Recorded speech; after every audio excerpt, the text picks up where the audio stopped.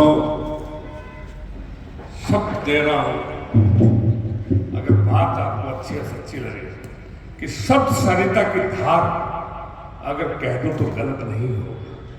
शब्द सरिता की धार अगर कह दूं तो गलत नहीं होगा, और भावों के धारा का पाठ अगर कह दूं तो गलत नहीं होगा। हमारे देव श्री जी चांडक कर रहे हैं गो भक्ति, इनको सेवा का अवतार अगर कह दूं तो गलत नहीं होगा।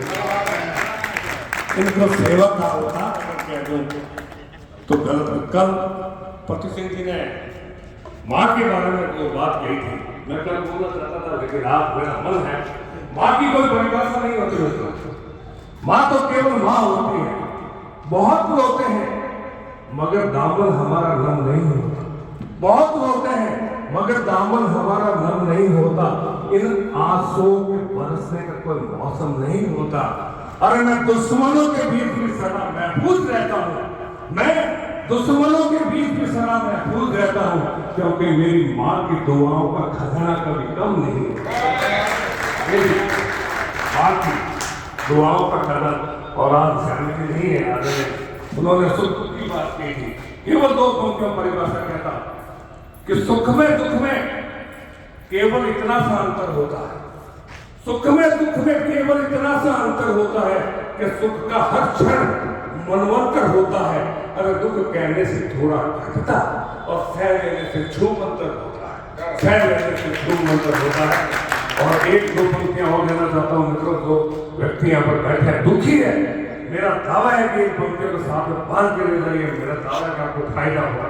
जिसका शीर्षक है सपना। कि एक मजदूर का बेटा मृत्यु शैया पर लेटा था।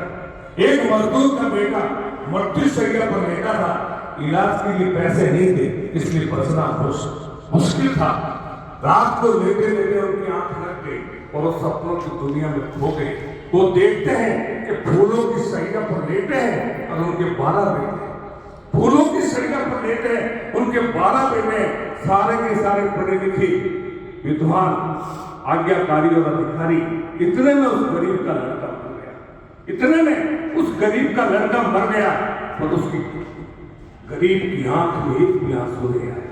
तो उसकी पत्नी ने दहाड़ मार के कहा कि आप रोते क्यों नहीं, आप रोते क्यों नहीं, जवान लड़का मर गया है।